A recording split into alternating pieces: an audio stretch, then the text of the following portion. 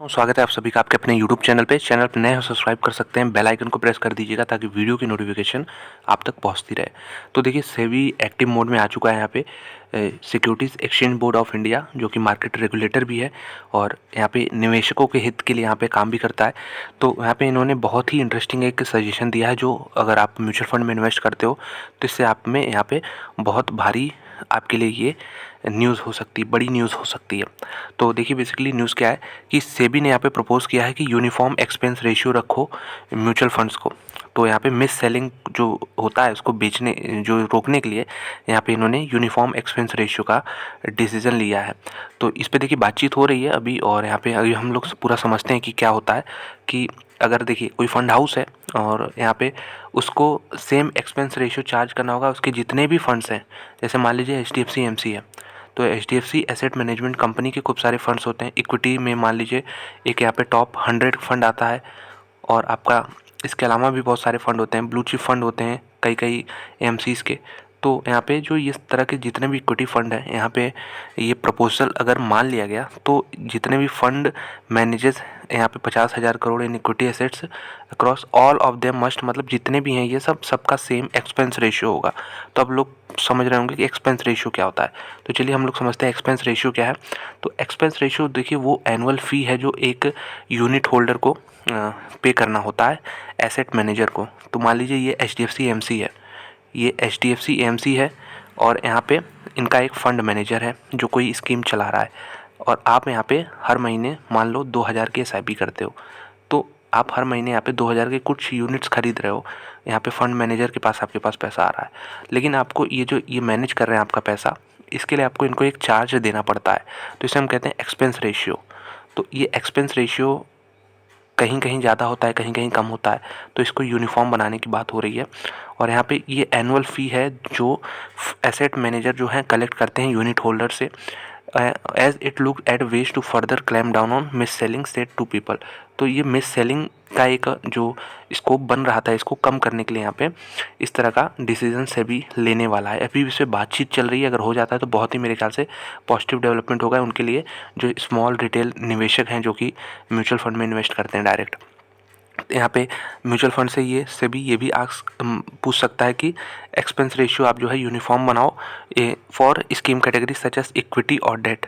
तो ये भी बहुत बड़ा डेवलपमेंट हो सकता है कि एक कैटेगरी के लिए इक्विटी के लिए पूरा आप सेम रखो। ये नहीं कि आप एक स्कीम के लिए यहाँ पे मान लो 1% चार्ज करो, दूसरी स्कीम के लिए आप 2% चार्ज करो, ऐसा कुछ ना करो। हर स्कीम के लिए 1% चार्ज कर लो। ये ऐसा एग्जाम्पल मैं बता रहा हूँ। तो ये बहुत इंपॉर्टेंट यहाँ पे न्यूज़ है। ऐसा करने की ज़रूरत क्या पड़ गई? देखिए सेबी ने यहाँ पे फाउंड किया है कि जो जैसे देखिए दोस्तों IPO आते हैं आपके इक्विटी मार्केट्स में, जो नई नई कंपनियां शेयर्स लिस्ट होती हैं तो उनको IPO कहते हैं।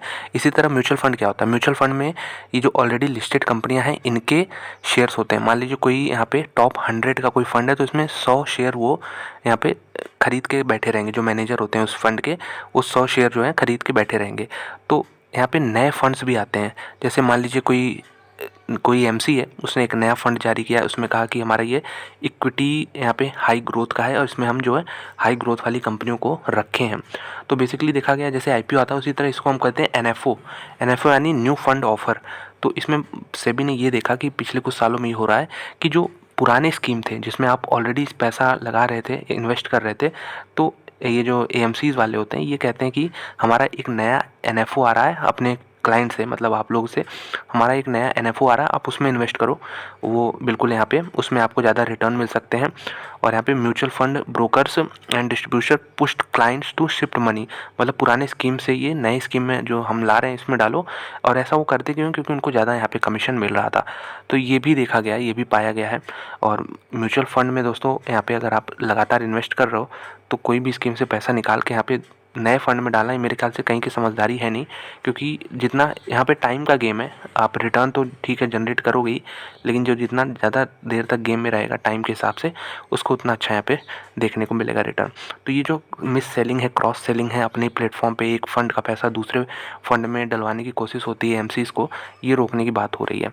तो जैसे मान लीजिए कोई पुराना स्कीम था, इसमें आपसे चार्ज कर रहे थे 1%, यानी अगर आप उस स्कीम में 10 लाख रुपए लगाए हो और उसको आप विड्रॉ कर रहे हो तो आपको यहाँ पे 1% एक्सपेंस रेशियो जो कि बनता है यहाँ पे लगभग 10,000 रुपये आपको यहाँ पे देना पड़ता। तो अब मान लो इनका कोई नया स्कीम आया, इन्होंने बहुत उसका एडवांस नाम रख दिया, बहुत अच्छा प्रमोशन कर दिया, लोगों के बीच में डिमांड बना दी और उसमें एक्सपेंस रेशियो 2% रख दिया। तो अब देखिए, अब अगर आप सीधे इसमें पैसा डालते हो उसके बाद फिर निकालोगे तो आपको यहाँ पे 2% के हिसाब से 20,000 का यहाँ पे खर्चा देना पड़ेगा इन लोग को एक्सपेंस रेशियो में। तो यही सेबी ने पाया है कि जो पुरानी स्कीम्स थे इसमें से पैसा इधर से नए स्कीम में डाला जा रहा है, क्योंकि उनको कमीशन ज़्यादा मिल रहा है। तो ये बहुत अच्छा डिसीजन है रिटेल इन्वेस्टर्स के फेवर में। तो उम्मीद है इस पर और भी आगे चल के क्लैरिटी आएगी और अपडेट मैं इस पर दूंगा।